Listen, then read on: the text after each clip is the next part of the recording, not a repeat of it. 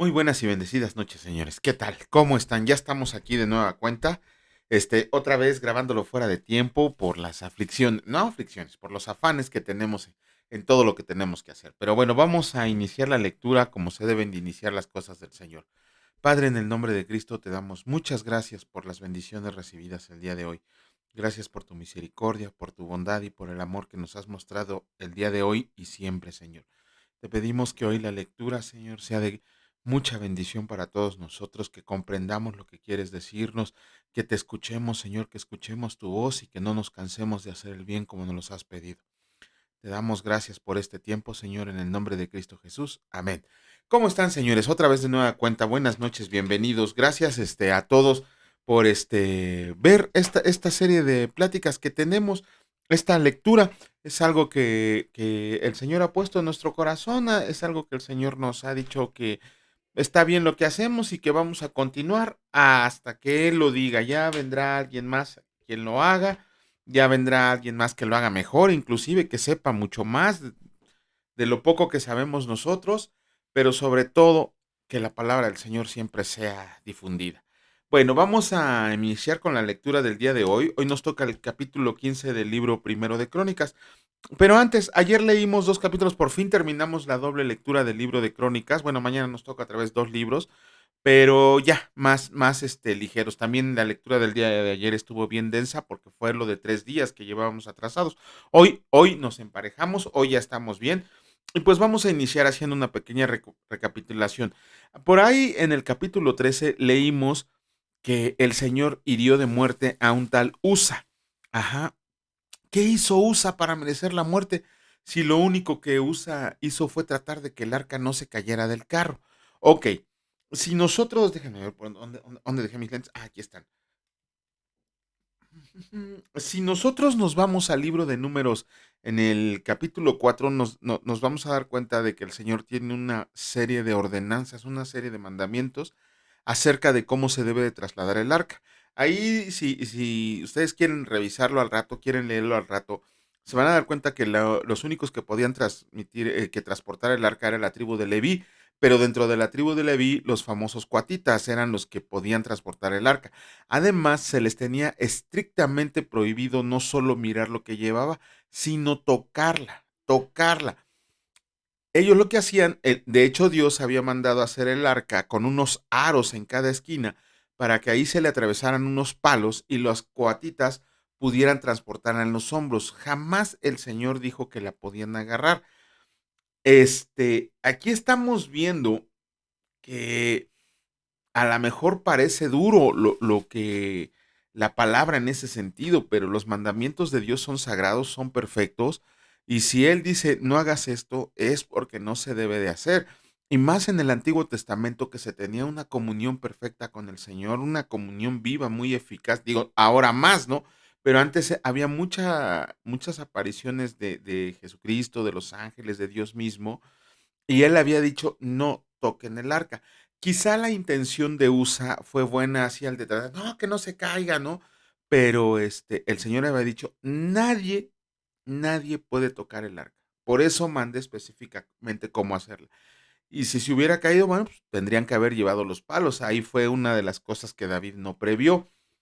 Pero bueno, y en el capítulo 14 nos dan un ejemplo de la obediencia de David, aun y cuando en ese mismo capítulo 14 nos estamos dando cuenta de que David había pecado contra uno de los mandamientos del Señor. El Señor había dicho que no tuvieran muchas mujeres y sobre todo mujeres extranjeras. Y si nos ponemos a hacer cuentas de las esposas de David, pues nos vamos a dar, ahí vamos a ver que tenía más de 2 mujeres y además algunas eran extranjeras.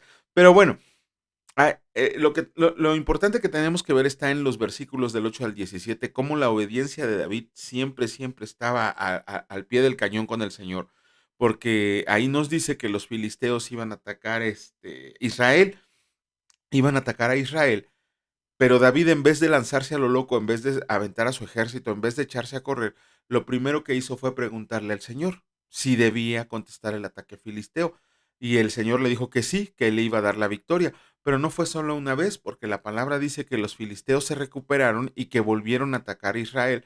y que nuevamente David consultó al Señor para saber qué hacer, e inclusive el Señor le contestó dándole la estrategia que debía de usar para vencer a los filisteos.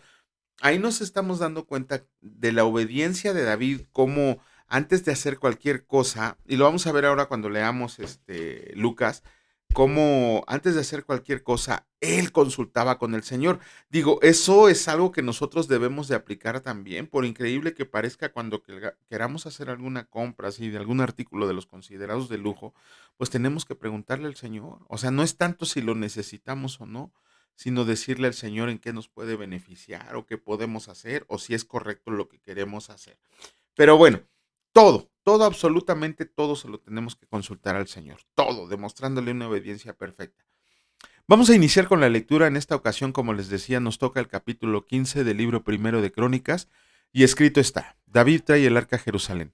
Hizo David también casas para sí en la ciudad de David, y arregló un lugar para el arca de Dios, y le levantó una tienda. Entonces dijo David: el arca de Dios no debe de ser llevada sino por los levitas, porque a ellos ha elegido el Señor para que lleven el arca de Dios, y le sirvan perpetuamente. Y congregó David a todo Israel en Jerusalén, para que pasaran el arca del Señor a su lugar, el cual él había preparado. Ajá. Reunió también David a los hijos de Aarón y a los levitas, de los hijos de Coat, Uriel el principal y sus hermanos 120, de los hijos de Merari, Asaías el principal y sus hermanos 220, de los hijos de Gerson, Joel el principal y sus hermanos 130, de los hijos de Elisafán, Semaías el principal y sus hermanos 200, de los hijos de Hebrón, Eliel el principal y sus hermanos 80, de los hijos de Uziel, Aminadab el principal y sus hermanos 112, y llamó David a los sacerdotes Sadoc y Abiatar, y a los levitas Uriel, Asaías, Joel, Semaías, Eliel y Aminadab, y les dijo: ustedes que son los principales padres de las familias de los levitas, santifíquense, ustedes y sus hermanos, y pasen el arca del Señor Dios de Israel al lugar que le he preparado, pues por no haberlo hecho así ustedes la primera vez, el Señor nuestro Dios nos quebrantó, por cuanto no le buscamos según su ordenanza. Ahí está la respuesta. Así los sacerdotes y los levitas se santificaron para traer el arca del Señor Dios de Israel, y los hijos de los levitas trajeron el arca de Dios puesta sobre sus hombros en las barras, como lo había mandado Moisés conforme a la palabra del Señor. Asimismo dijo David a los principales de los levitas que designaran de sus hermanos a cantores con instrumentos de música, con salterios y arpas y címbalos, que resonaran y alzaran la voz con alegría. Y los levitas designaron a Emán, hijo de Joel, y de sus hermanos a Asaf, hijo de Berequías, y de los hijos de Merari y de sus hermanos a Etán, hijo de Cusaías, y con ellos a sus hermanos del segundo orden, a Zacarías, Jaasiel, Semiramot, Jehiel, Uni, Eliab, Benaya, Maasías, Matatías, Elifeleu, Mignás, Obed Edom y Jehiel, los porteros. Así, Emán, Asaf y Etam, que eran cantores, sonaban címbalos de bronce, y Zacarías, Asiel, Semiramot, Jehiel, Uni, Eliab, Maasías y Benaía, con salterios sobre Alamot.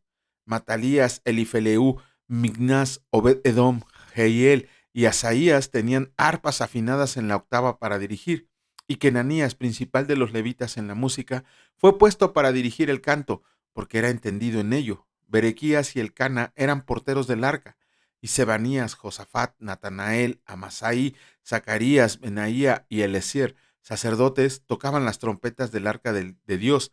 Obededón y Jeías eran también porteros del arca. David, pues, y los ancianos de Israel y los capitanes de millares fueron a traer el arca del pacto del Señor de casa de Obededom con alegría. Y ayudando Dios a los levitas que llevaban el arca del pacto del Señor, sacrificaron 7 novillos y 7 carneros. Y David iba vestido de lino fino, y también todos los levitas que llevaban el arca, y asimismo los cantores. Y Kenanías era maestro de canto entre los cantores. Llevaba también David sobre de sí un efod de lino. De esta manera llevaba todo Israel el arca del pacto del Señor, con júbilo y sonido de bocinas y trompetas y címbalos, y al son de salterios y arpas.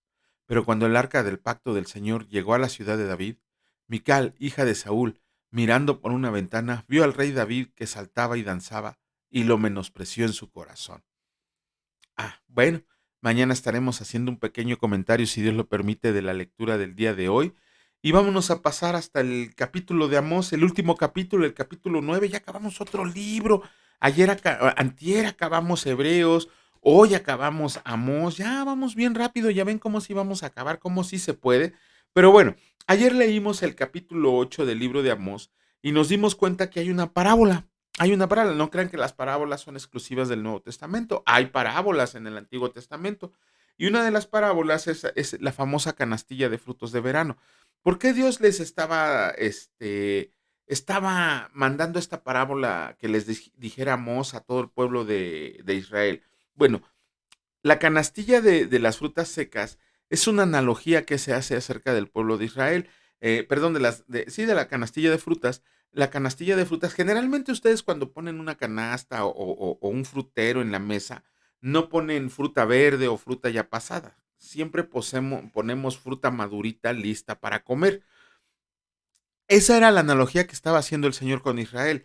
Israel era una fruta ya perdón, ya madura, lista para el juicio que se venía sobre ellos. Ya no iba a haber misericordia de parte del Señor, sino que ya estaban listos para el castigo que se les iba a venir.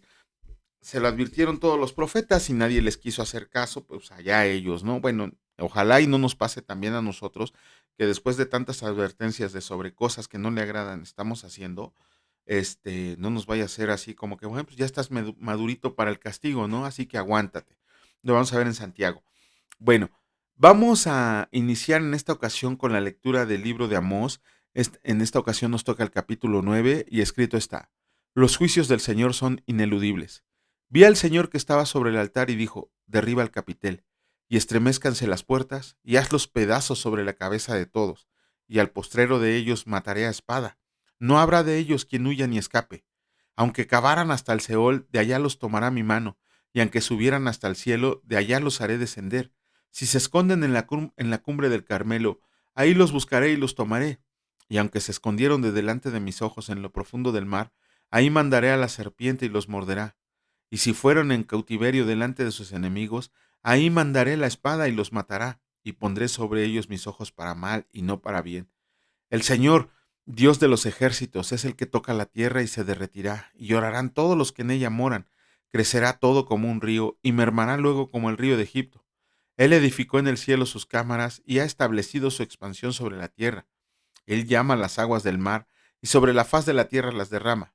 Dios es su nombre. Hijos de Israel, ¿no me son ustedes como hijos de etíopes?, dice el Señor. ¿No hice yo subir a Israel de la tierra de Egipto y a los filisteos de Caftor y de Kira a los arameos? He aquí los ojos del Señor, los ojos de Dios el Señor están contra el reino pecador, y yo lo asolaré de la faz de la tierra. Mas no destruiré del todo la casa del Jacob, dice el Señor, de Jacob. Porque he aquí yo mandaré y haré la casa de Israel sea zarandeada entre todas las naciones, como se zarandea el grano en una criba, y no cae un granito en la tierra. A espada morirán todos los pecadores de mi pueblo que dicen: no se acercará a mí, a ni, perdón, no se acercará ni nos alcanzará el mal. Restauración futura de Israel. En aquel día yo levantaré el tabernáculo caído de David, y cerraré sus portillos y levantaré sus ruinas, y los edificaré como en el tiempo pasado, para que en aquellos sobre los cuales es invocado mi nombre posean el resto de Edom y a todas las naciones, dice Dios que hace esto. He aquí vienen días, dice el Señor, en el que ara alcanzará al segador, y el pisador de las uvas al que lleve la simiente. Y los montes destilarán mosto, y todos los collados se derretirán, y traeré del cautiverio a mi pueblo Israel, y edificarán ellos las ciudades asoladas, y las habitarán viñas, y beberán el vino, y las habitarán, plantarán viñas, y beberán el vino de ellas, y harán huertos, y comerán el fruto de ellos, pues los plantaré sobre la tierra, y nunca más serán arrancadas de su tierra que yo les di, así ha dicho el Señor Dios tuyo. Bueno, mañana haremos el pequeño comentario acerca de cómo ya el Señor dijo hasta aquí y a mandarlos a su disciplina y castigo. Pero bueno, vamos a dar el brinco hasta el Nuevo Testamento y en esta ocasión nos toca la lectura del Evangelio de Lucas, el capítulo 4. Pero vamos a leer un comentario. Digo, híjole, y aquí tengo anotado muchísimo del libro de Lucas, pero en realidad solamente quiero darles algo acerca ¿cómo se llama? Vamos a ver si me alcanza el tiempo de darles un poquito de la ascendencia de María, pero vamos a hablar del bautismo del Señor Jesucristo. Ajá, ustedes se acordarán, si han leído un poco la palabra del Señor, que antes de que el Señor Jesucristo comenzara su ministerio, empezó el ministerio de Juan el Bautista, ¿no? Él solamente predicaba el arrepentimiento de pecados y el bautismo por agua. Sin embargo, antes de que Jesucristo se presentara en el Jordán a ser bautizado, Juan dijo que venía uno al que no era digno ni de atarle las correas de sus guaraches, ¿no? De sus zapatos. Y también dijo que él no solo los bautizaría con agua, sino que los bautizaría con fuego. Vámonos por partes. Ok, ¿qué vimos en el bautizo de Jesucristo? Primero que nada, cuando llegó Jesucristo y le dijo Juan el Bautista, es que yo soy el que necesita ser bautizado por ti, pero Jesucristo lo frenó en seco y le dijo, hey, vamos a cumplir con lo que dice la palabra y haz tu trabajo, bautízame, ¿no? Y en el momento en el que lo bautizó, lo primero que tenemos que ver es que tenemos una aparición de la Trinidad en el Nuevo Testamento. ¿Quién estaba ahí? Dios Padre, Dios Hijo y Dios Espíritu Santo, ¿no? De hecho, nos damos cuenta que era el Dios Padre, porque le habló directamente Dios, le habló a Jesucristo desde el cielo. Y ahí nuestro Dios Padre le dijo, en ti he puesto mi complacencia. ¿Qué significa eso? Que había observado la vida perfecta de su Hijo Jesucristo. Ajá. De hecho, en el Nuevo Testamento solamente 3 veces Dios habla de manera personal, así que todos lo escuchan, con Jesucristo. Ahorita vamos a ver el tercer punto del bautismo. Nada más le habla en esa vez cuando le dice, en ti he puesto mi complacencia. Después cuando leamos Pedro, nos vamos a dar cuenta que es una de las segunda vez que le habló directamente. Ajá, no, perdón, cuando sigamos avanzando en el capítulo de Lucas, vamos a ver cómo Dios le vuelve a hablar con una plática que tiene con Pedro. Y después cuando en el Evangelio de Juan, cuando los griegos llegaron a ver a Jesús, también el Señor estaba hablando con él directamente, así a viva voz. Y una de las cosas, ¿no? Bueno, todo es importante, pero una de las cosas que nos tiene que llamar la atención es la vida de oración de nuestro Señor y Salvador Jesucristo. Cuando Él entró al bautismo, estaba orando, estaba orando. Discúlpenme. Este,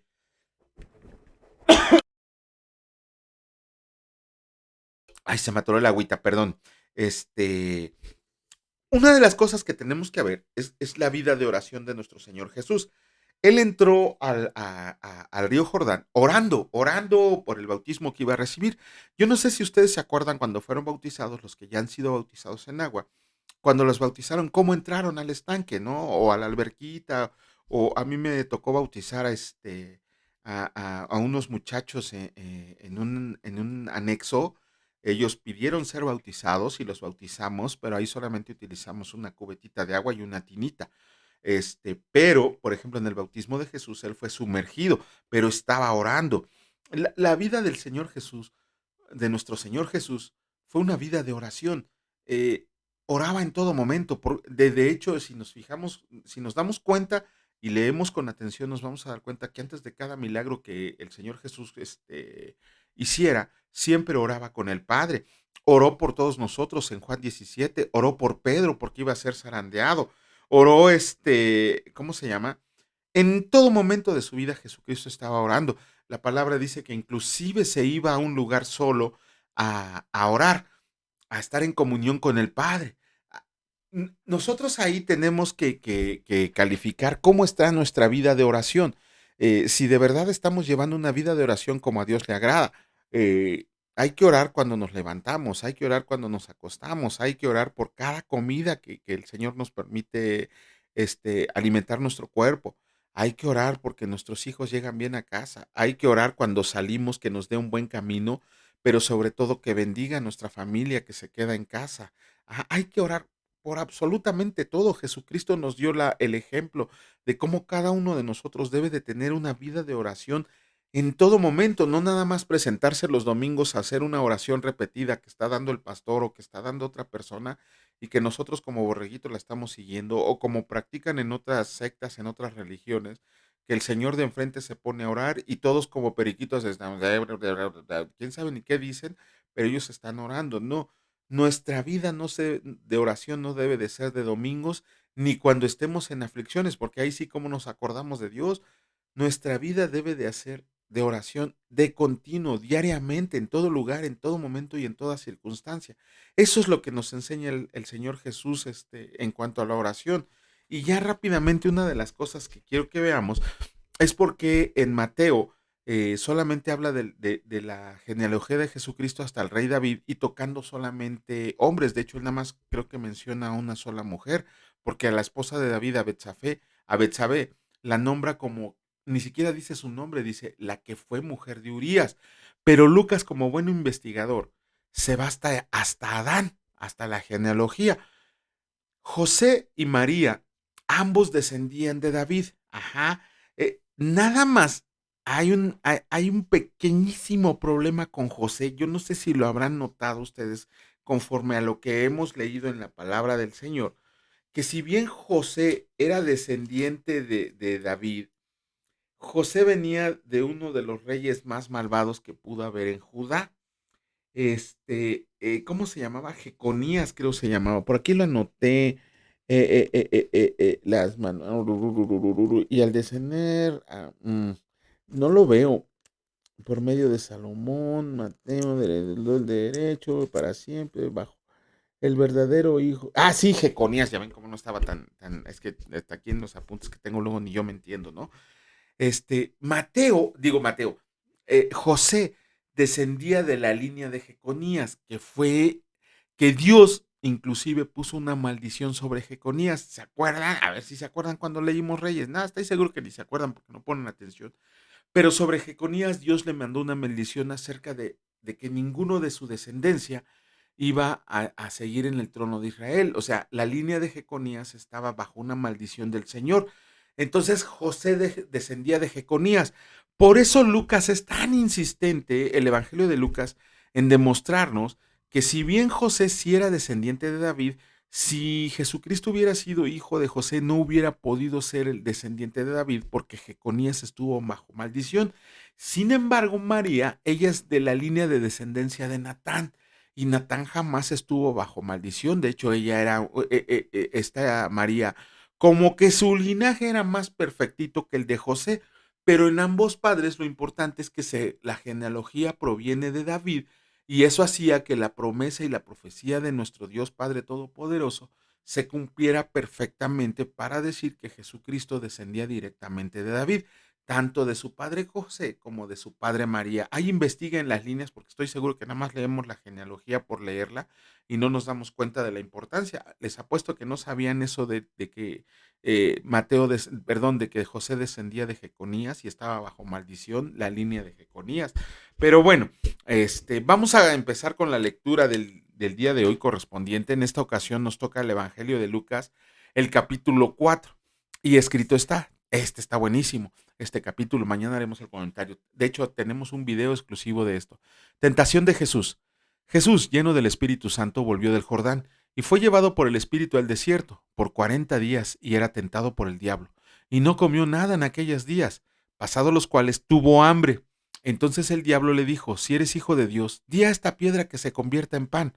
Jesús respondiendo le dijo, escrito está, no solo de pan vivirá el hombre, sino de toda palabra de Dios. Y le llevó el diablo a un alto monte, y le mostró en un momento todos los reinos de la tierra, y le dijo al diablo, a ti te daré toda esta potestad y la gloria de ellos, porque a mí me han sido entregada, y a quien quiera la doy. Si tú postrado me adoras, todos serán tuyos.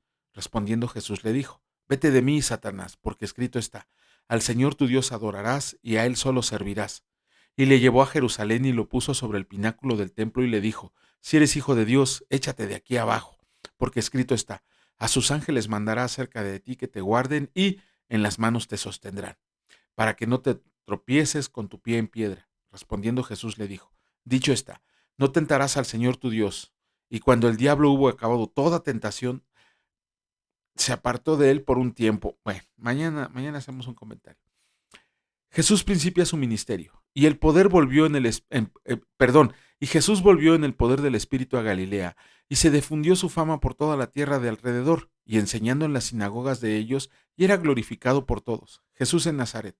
Vino a Nazaret donde se había criado, y en el día de reposo entró en la sinagoga conforme a su costumbre, y se levantó a leer, y se le dio el libro del profeta Isaías, y habiendo abierto el libro, halló un lugar donde estaba escrito: El Espíritu del Señor está sobre mí, por cuanto me ha ungido para dar buenas nuevas a los pobres.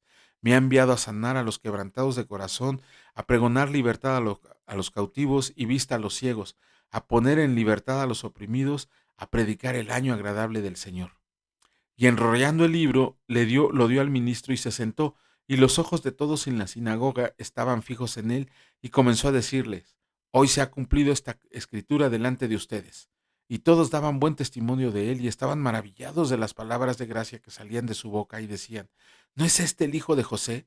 Él les dijo: Sin duda me dirán este refrán: Médico, cúrate a ti mismo, de tantas cosas que hemos oído que se han hecho en Capernaum, haz también aquí en esta tierra. Ahí les dejo de tarea del versículo 18 al 20, perdón, del 18 al 19, que investiguen. Bueno, no, ni van a investigar. Es del libro de Isaías, pero está incompleto. ¿Por qué Jesús lo dejó incompleto? Mañana, si Dios lo permite, haremos el comentario. Y añadió: De cierto les digo que ningún profeta es acepto en su propia tierra.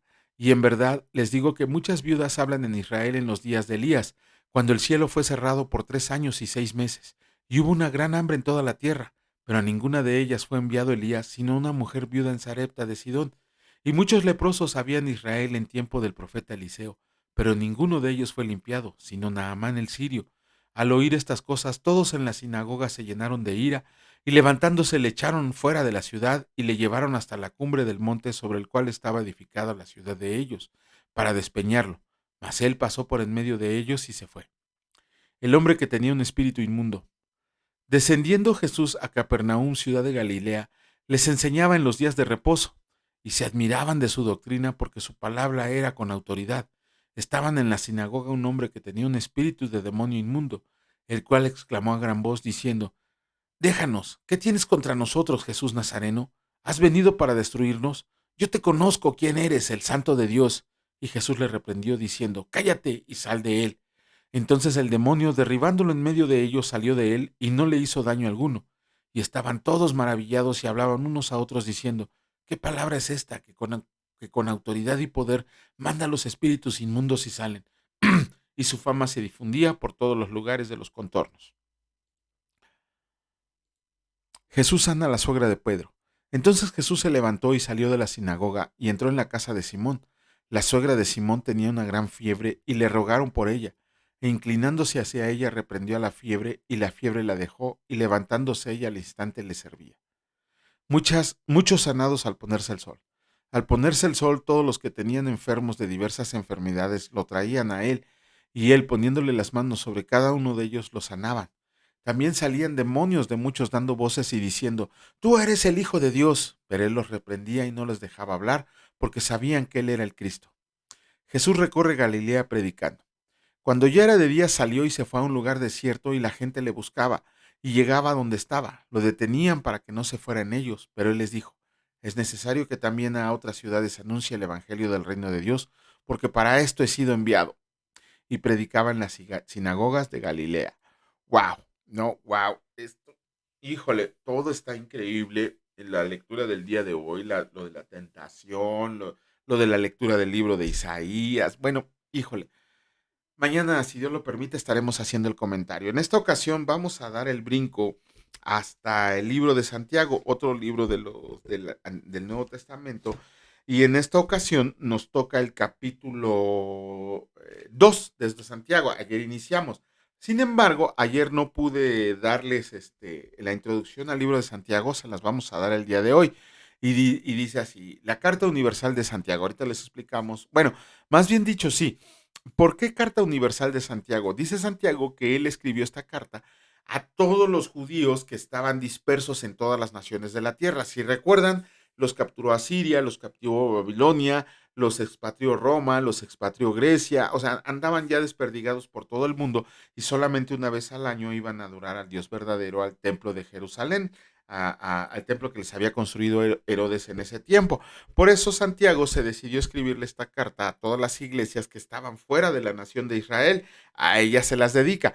No sabemos si se la dedica a judíos creyentes, a judíos no creyentes, a gentiles, pero pareciera ser por el tono de su carta que se la está dedicando a todo el que quiera ir, sobre todo a nosotros en estos tiempos. ¿Quién es el autor de la Carta Universal de Santiago? Bueno, sin lugar a dudas, Santiago, quien era hermano del Señor. La fecha de escritura. Esta carta fue escrita antes del Concilio de Jerusalén, antes de que asesinaran a Santiago. Fue por ahí más o menos del año 50 después de Cristo. ¿Cuál es el tema? Ay, qué feo escribí ahí. La verdadera fe actúa diariamente, según la voluntad de Dios. Discúlpenme, estoy muy, muy, muy cansado. Les puse ahí, quién sabe qué dice, esas, o sea, cometí muchas faltas de ortografía porque la estaba haciendo antes de iniciar la lectura y ya la verdad, ya lo que quiero es dormirme. Pero bueno, esta carta fue llamada la Epístola de Paja por Lutero. ¿Por qué? Porque en ese tiempo todavía se creía que estaba en discordancia con la gracia de Dios. Recuerden que Lutero fue un gran enemigo acerca de aquellas personas que decían que no, nos teníamos que ganar la salvación, ¿no? Y por eso este Lutero decía que esta epístola no sabía porque estaba en la Biblia si era una epístola de paja. Pero bueno, si nosotros nos dedicamos a estudiar la palabra de Dios verdaderamente, la palabra ¿cómo se llama? De esta carta universal de Santiago, nos vamos a dar cuenta que en realidad lo que Santiago nos está enseñando es que las obras son un resultado de nuestra fe genuina. Ajá, es hacer la voluntad de Dios. Nosotros podemos decir que tenemos fe verbal cuando leemos la palabra de Dios y andamos predicando a los cuatro vientos que somos hijos de Dios, que ya nos convertimos y todo eso. Después viene la fe mental, el convencimiento de que verdaderamente somos hijos de Dios, herederos de su reino, salvos por gracia y todo esto. Pero ¿qué creen? Y la misma palabra nos enseña que tanto la fe verbal como la fe mental no son suficientes en el sentido de que están incompletas si nosotros con nuestra vida no demostramos una vida piadosa conforme de vivir como y para nuestro Señor Jesús. Durante el desarrollo del libro de Santiago, que lo vayamos leyendo, Santiago nos habla de una fe que soporta las pruebas. Lo vamos a leer hoy en el capítulo 2. ¿Qué significa eso de una fe que soporta las pruebas? Una fe genuina. Otra fe genuina que también nos dice cómo debemos manejar las tentaciones. Perdón, eso lo leímos ayer, hoy lo vamos a dar la explicación. La fe genuina no alberga prejuicios, también lo vamos a ver el día de hoy. La fe genuina tiene el poder de controlar la lengua. La fe genuina actúa sabiamente. La fe genuina produce separación del mundo y sometimiento a Dios. ¿Qué significa produce separación del mundo? Separarse de Satanás y del pecado y someternos a Dios. Y la fe genuina, sobre todo, espera pacientemente la venida de nuestro Señor Jesucristo. Pero bueno, entonces regresando al comentario del día de ayer, de lo que leímos el día de ayer, Santiago nos empieza. Bueno, ¿quién era Santiago? El hermano de Jesucristo. Si quieren llamarlo medio hermano o hermano completo, lo que ustedes quieran, pero era hermano de Jesucristo. De hecho, la conversión de Santiago es uno de los 5 hechos mínimos para demostrar la resurrección de Jesucristo, de que la resurrección de Jesucristo es real. Si ustedes no saben de lo que les estoy hablando, también tenemos un video acerca de por qué la resurrección de Jesucristo es real y que esos 5 hechos mínimos nos bastan para demostrarla y pues callar algunas bocas, ¿no?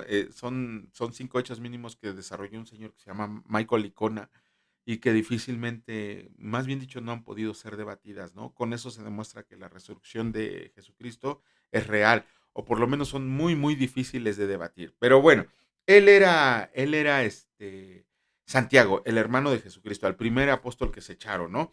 Pero bueno, pruebas y tentación. No, perdón, perdón, él fue el primer apóstol al que se echaron, ¿no? Herodes lo traspasó con una espada. Pruebas y tentaciones. Ok. Cuando nos habla de pruebas, en la epístola de Santiago, nos habla de dos tipos de pruebas. Una prueba que es permitida por Dios, una prueba que dice Dios, a ver, tú ya estás cimentado en la fe, tú ya conoces la palabra del Señor, te voy a mandar una prueba para ver de qué manera estás hecho, ¿no? Y vamos a leer por ahí un poquito más adelante, o lo vamos a discernir. En cuanto mayor es tu conocimiento de Dios Padre Todopoderoso, más difícil es la prueba que Él permite. ¿Se imaginan eso? Y no es como para provocar, ¿no? Es para utilizarte a ti como ejemplo a los demás de que, miren, ese se anda quejando que está enfermo. ¡Ja! Ven aquel tarado, está condenado a muerte y no se queja, sigue predicando la palabra del Señor como si no pasara nada. Esa es una prueba que el Señor permite para demostrar cómo aquellos cristianos maduros, pase lo que pase, no reniegan, no blasfeman, no apostatan del Señor. Esa es una fe genuina, lo que estábamos viendo al principio. Pero hay otro tipo de pruebas y esas son de veras las que nos debería dar vergüenza, porque esas pruebas son las que salen de nosotros, son las que salen de nuestro corazón, las famosas tentaciones y pruebas impías.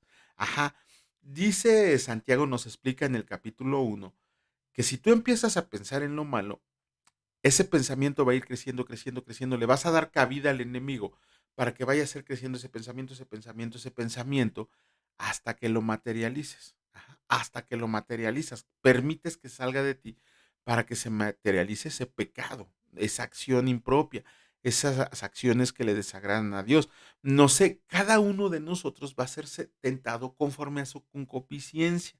Ajá, no lo sé, cada uno de ustedes analícese más o menos de qué pie cojea para que, ¿cómo se llama? Eh, Podamos ver qué es lo que está saliendo de nuestro corazón. Miren, con esto pueden responderse la pregunta de si un cristiano puede perder la salvación. ¿De qué manera? ¿Qué estás haciendo con tu vida que te está dando miedo perder tu salvación? Un cristiano de verdad, un cristiano hijo de Dios, un cristiano disciplinado, un cristiano maduro, un cristiano que ¿cómo se llama? Que se ha vuelto discípulo de Jesucristo, nunca jamás va a tener duda acerca de su salvación. A mí todas las veces que me han preguntado, ¿no te vas a ir? Pues al cielo a la presencia de Jesucristo. No tengo ni absolutamente ninguna duda de que me voy a ir a la presencia de Jesucristo en cuanto en cuanto abandone este mundo terrenal. Y así, no voy a pasar por purgatorios, no voy a pasar por luces, no voy a pasar por túneles, no. La palabra dice que así te vas en un instante a la presencia del Señor. Sin embargo, conocemos muchos cristianos, inclusive pastores tontos, que los ponen, o maestros tontos, que los ponen a dudar acerca de la salvación, así de que, no, es que la salvación sí se puede perder. No, la salvación no se puede perder. Esto lo tenemos que comprender nosotros acerca de esas pruebas y tentaciones que están saliendo de nosotros. Hazte esta pregunta, si tú tienes miedo de perder tu salvación, ve qué estás haciendo en tu vida que te da miedo perder tu salvación. Y con eso corriges tu rumbo y vas a discernir que Jesucristo jamás va a hacer que pierdas la tentación, perdón, la salvación. Y por ahí hay otra cuestión. Quien tiene dudas acerca de la salvación es porque nunca ha sido cristiano. Ajá, aguas. Quien tiene dudas acerca de la salvación nunca ha sido cristiano. Pero bueno, lo vamos a ver también en Santiago más adelante. Nos dice la palabra de Dios en la Epístola Universal de Santiago, que cuando estemos en medio de esa aflicción, en medio de esas tentaciones, en medio de esas pruebas, que pidamos sabiduría, pero sabiduría de lo alto. Por aquí hay algo que dice William McDonald, me encantó muchísimo, de hecho me voy a apropiar este comentario, lo voy a traer en mi cuaderno de apuntes ya como así. Dice que la sabiduría espiritual es la aplicación práctica de las enseñanzas de nuestro Señor a las situaciones diarias. Lo repito, la sabiduría espiritual es la aplicación práctica de las enseñanzas de nuestro Señor a las situaciones diarias. ¿Ok? Estábamos viendo en Lucas que nuestro Señor Jesús llevaba una vida de oración. Estábamos viendo en el capítulo que leímos el día de hoy que Jesucristo, si ustedes ven en el diálogo de Satanás, Satanás tergiversa la palabra. Porque Satanás se sabe de memoria la Biblia, obviamente, pero la distorsiona a su conveniencia, como hacen hoy muchos tontos falsos profetas y falsos pastores y falsos maestros, enviados de Satanás. Ellos tergiversan la lectura para convencerlos a ustedes. Pero ¿qué creen? Se fue a meter con el autor de la escritura, con el autor de la vida, y lo quiso engañar. Y el engañador resultó estafado. Como dice el meme, el estafador resultó estafado. ¿Por qué? Porque nuestro Señor Jesús también le respondió con la palabra de Dios. ¿No saben con qué le respondió? Ya sería una vergüenza para cristianos maduros. ¿Con qué versículo le respondió Jesucristo? Vayan a buscarlos a Deuteronomio. Ahí está. No les digo el capítulo para que les cueste trabajo. Entonces nosotros cuando estemos pasando por medio de esas tentaciones, tanto las que permite el Señor como las que salen de nuestro corazón, ¿cuál es la solución para eso? Enfocarnos en la palabra del Señor. Mira, la palabra del Señor no te va a dar una respuesta específica. No te va a decir, a ver, si yo llego con la, ay, Señor, es que ando bien deprimido porque estoy gordo, ¿no? O, ay, Señor, estoy bien deprimido porque estoy chaparro. ¿Qué puedo hacer? ¿Qué dice la palabra? No, la palabra no te va a decir ni por qué eres gordo, ni por qué eres chaparro, ni por qué eres nada de eso. Sin embargo, sí te va a dar principios generales, los cuales tienes que utilizarlos en tu vida diaria para salir de esa tentación y para salir de esa prueba. Pero sobre todo, como el Señor Jesús le hacía, llevar una vida de oración, una vida de íntima comunicación con nuestro Dios Padre para agarrar fuerzas de Él, para agarrar fuerzas de Él y pedirle que nos saque. Ajá, no sabemos si el Señor nos va a sacar pronto o vamos a durar toda la vida con esa prueba y con esa tentación. Pablo tenía un talón de Aquiles que Dios le había dado permiso a Satanás que se lo pusiera, un aguijón en la carne, y Pablo había orado 3 veces para que se lo quitara. ¿Se lo quitó el Señor? No, hasta el último día en la tierra Pablo traía ese malestar. De la misma manera nosotros, si el Señor dice, no, porque mi poder se perfecciona en tu debilidad, no en la debilidad, en tu debilidad. Entonces, si el Señor no quiere, pues no te la va a quitar. Y eso va a hacer que los desobedezcas. Entonces no digas que eres cristiano. Tu obediencia debe de ser perfecta, perfecta hasta la muerte.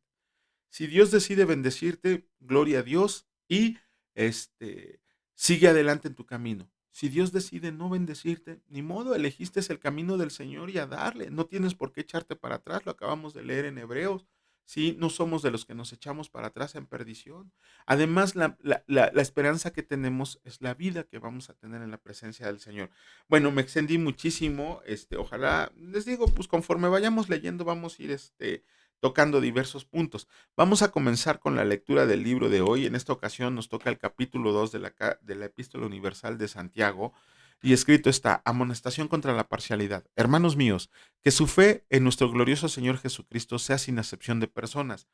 Porque si en su congregación entra un hombre con anillo de oro y con ropa espléndida, y también entra un pobre con vestido andrajoso, y miran con agrado al que trae la ropa espléndida y le dicen, siéntate tú aquí en buen lugar, y le dicen al pobre, estate tú ahí en pie, o siéntate aquí bajo mi estrado, ¿no hacen distinción entre ustedes mismos y vienen a ser jueces con malos pensamientos? Hermanos míos amados, oigan, ¿no ha elegido Dios a los pobres de este mundo para que sean ricos en fe y herederos del reino que ha prometido a los que le aman? Pero ustedes han afrentado al pobre. ¿No los oprimen los ricos y no son ellos los mismos que los arrastran a los tribunales? ¿No blasfeman ellos el buen nombre que fue invocado sobre ustedes? Si en verdad cumplen la ley real, conforme a la Escritura, amarás a tu prójimo como a ti mismo, bien hacen, pero si hacen acepción de personas, cometen pecado y quedan convictos por la ley como transgresores, porque cualquiera que guarde toda la ley, pero ofenda en un punto, se hace culpable de todos. Tómala, porque el que dijo, no cometerás adulterio, también ha dicho, no matarás. Ahora bien, si no cometes adulterio, pero matas, ya te has hecho transgresor de la ley. Así hablan y así hacen, como los que han de ser juzgados por la ley de la libertad, porque juicios en misericordia será con aquel que no hiciera misericordia, y la misericordia triunfa sobre el juicio. La fe sin obras es muerta. Hermanos míos, ¿de qué aprovechará si alguno dice que tiene fe y no tiene obras? ¿Podrá la fe salvarle? Y si un hermano o una hermana están desnudos y tienen necesidad del mantenimiento de cada día, y alguno de ustedes les dice, vayan en paz, caliéntense y sáciense, pero no les dan las cosas que son necesarias para el cuerpo, ¿de qué aprovecha? Así también, si la fe no tiene obras, es muerta en sí misma. Pero alguno dirá, tú tienes fe y yo tengo obras. Muéstrame tu fe sin obras y yo te mostraré mi fe por mis obras. ¿Tú crees que Dios es uno? Bien haces. También los demonios creen y tiemblan. Mas quieres saber, hombre vano, que la fe sin obras es muerta. ¿No fue justificado por las obras Abraham nuestro padre cuando ofreció a su hijo Isaac sobre el altar? ¿No ves que la fe actuó juntamente con sus obras y que la fe se perfeccionó por las obras? Y se cumplió la escritura que dice, Abraham creyó a Dios y le fue contado por justicia. Y fue llamado amigo de Dios. Ustedes ven, pues, que el hombre es justificado por las obras y no solamente por la fe. Asimismo, también Rahab la ramera no fue justificada por obras cuando recibió a los mensajeros y los envió por otro camino, porque como el cuerpo sin espíritu está muerto, así también las obras sin fe está muerta. Y gracias a Dios terminamos con las lecturas correspondientes del día de hoy. Ya mañana, si el Señor nos los permite, estaremos leyendo. Padre, en el nombre de Cristo te damos gracias. Gracias porque tu Espíritu estuvo en medio de nosotros, Señor, haciéndonos comprender esto que leímos el día de hoy, apropiándonos de tu palabra, Señor, para llevarla a práctica en nuestra vida. Gracias porque nos das aún la oportunidad de estarla leyendo pacíficamente, aunque aún ya estamos siendo atacados, Señor. Aún todavía nos falta lo peor, pero hoy te damos gloria, alabanza, honra y poder por permitirnos disfrutar de este manual que tú nos has dejado para conocerte y amarte cada día más, Señor. Te damos gracias por las bendiciones del día de hoy, por los alimentos, por el cuidado que nos tuviste, por la protección que nos tuviste, Señor. Y te pedimos que esta semana que inicia sea aún de mayor bendición que la que terminó. Te damos gracias, mi Dios Padre Todopoderoso, gracias, mi Señor Jesucristo Salvador, y gracias, Señor Espíritu Santo. Benditos sean por siempre y para siempre. Amén. Que Dios los bendiga, señores, y si Dios lo permite, nos vemos el día de mañana en el mismo canal. Cuídense mucho, descansen, hasta mañana.